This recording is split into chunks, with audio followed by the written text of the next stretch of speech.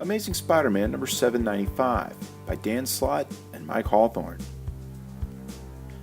Peter Parker checks out his new low-rent digs in Brooklyn. With no money for train fare or extra web fluid, he slums it all the way to the Bugle when an old friend watches from above. Elsewhere, Bobby Morse gets a phone call from Aunt May, inviting her and her broken-up beau to lunch. Meanwhile, Pete walks into the Daily Bugle offices and is immediately scorned by his friends for people spamming about Parker Industries. Suddenly a raven flies in, and bearing the insignia of Dr. Stephen Strange, Spider-Man must be going. He walks in and sees Loki in the Doctor's cloak, but it turns out that the former supervillain owes the Spider a favor. At the same time, Bobby spills the beans to May that her and Peter have sadly broken up due to having little in common.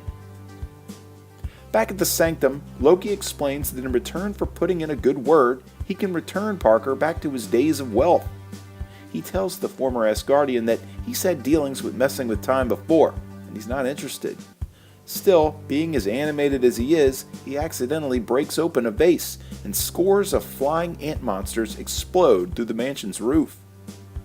Spider-Man and Loki fly after the demon wasps as they sting two New Yorkers.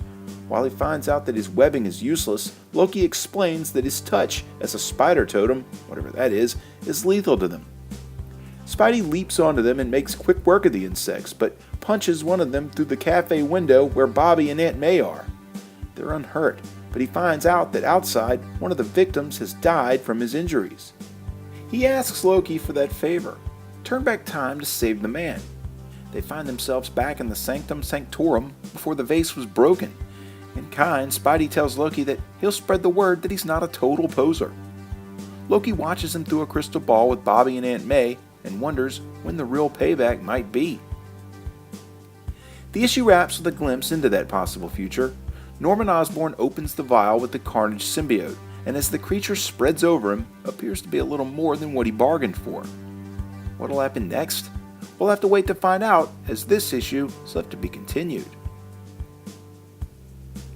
You know, issues exactly like this one are something that conflicts a reviewer. While it was written months ago, it certainly kind of meets the criteria of Dan Slott kind of mailing it in. Still, my criticism lies with the artwork far more than the story. Mike Hawthorne has Loki looking like Michael Jackson in some panels, and if this is the real Bobby Morse, Pete's much better off with MJ. And no, I don't mean the former King of Pop. I give this one a 7 out of 10. If you like this video, there's hundreds more like it, spanning several current and classic story arcs. Click the boxes here for more playlists. This video is also accompanied by my blog at nerdieskidyouknow.com. You can also follow links to my Facebook or Twitter pages, as well as a link to this very issue for sale on my eBay page by clicking below. For the Nerdiest Kid You Know, I'm Sam Torito. Thanks for watching.